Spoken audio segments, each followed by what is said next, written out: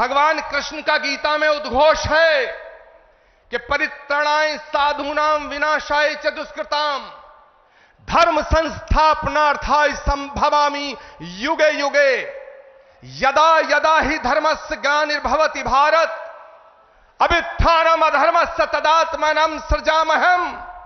भगवान कृष्ण का जो गीता में उद्घोष है, श्रीमद् भागवत के 12वें स्कंद में उल्लेखित है कि जब धरती पर, धरा पर पाप बढ़ जाएगा, अधर्म बढ़ जाएगा, तो उस अधर्म का नाश करने के लिए, धर्म की पुनर्स्थापना करने के लिए भगवान हर युग में आया है और हर युग में आएगा। इसीलिए संस्कृत का श्लोक श्रीमद् भागवत में संभल ग्राम मुखस्य ब्राह्मणस्य महात्मना भवने विष्णु यशस्य कल की प्रादुर्भविष्यति।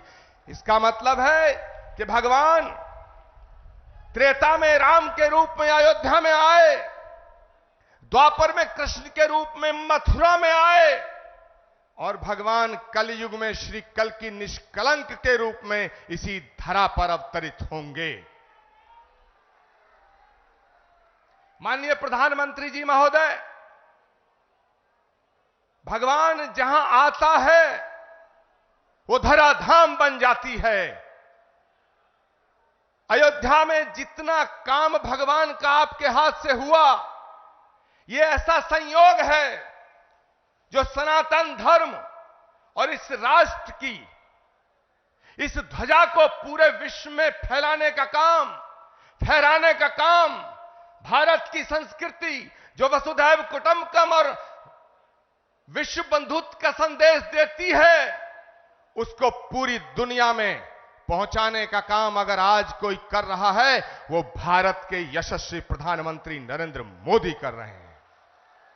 माननीय प्रधानमंत्री महोदय, ये एक और अद्भुत संयोग है कि भगवान राम के सारे काज आपके कर कमलों द्वारा हुए हैं और आज का ये दिन, ये शुभ घड़ी, जिसे देखने के लिए कितनी ही आंखें जो बंद हो गईं, ये शुभ घड़ी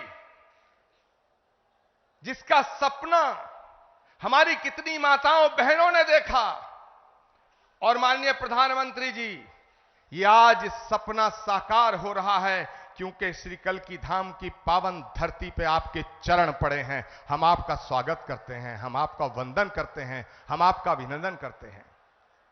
मैं अपनी वाणी को विराम देने से पहले एक बात जरूर कहना चाहता हूं। यह कल की धाम, श्री कल की धाम जहां भगवान आएगा, आज श्री कल की धाम की आधारशिला माननीय प्रधानमंत्री जी के कर कमलों द्वारा स्थापित हो चुकी है। अब वो दिन दूर नहीं है जब भारत में राम राज्य की पुनर्स्थापना होने का समय आ चुका है। एक बात कहते हुए अपनी वाणी को विराम दूंगा। जब मैं प्रधानमंत्री जी को आमंत्रित करने गया था तो मुझे नहीं लग रहा था कि प्रधानमंत्री जी मेरे निमंत्रण को स्वीकार कर लेंगे, लेकिन आप सब संतों के आशीर्वाद से, तमाम लाखों करोड़ों भक्तों की प्रार्थनाओं से माननीय प्रधानमंत्री जी ने मेरे निमंत्रण को स्वीकार किया।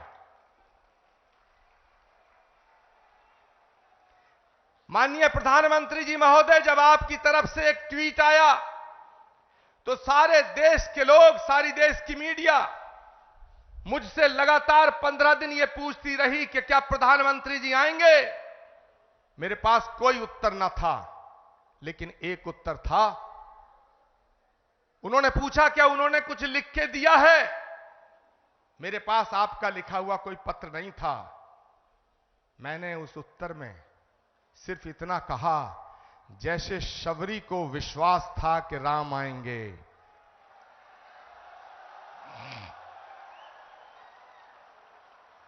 जैसे विदुर को विश्वास था कि कृष्ण आएंगे, जैसे हमारी आस्था का आधार है कि कल की आएंगे, वैसे ही आचार्य प्रमोद कृष्णम को यह विश्वास था कि नरेंद्र मोदी जी अपनी बात के पक्के हैं, अपना वचन निभाएंगे। माननीय प्रधानमंत्री जी महोदय, भगवान कृष्ण के ज्ञान योग, कर्म योग, भक्ति योग, अगर हम तीनों को एक साथ रख के जब हम इमेजिन करते हैं, तो भगवान कृष्ण के भक्ति योग, कर्म योग और ज्ञान योग जब तीनों एक जगह मिलते हैं तो एक तस्वीर बनती है, और वो तस्वीर भारत के प्रधानमंत्री नरेंद्र मोदी की बनती है।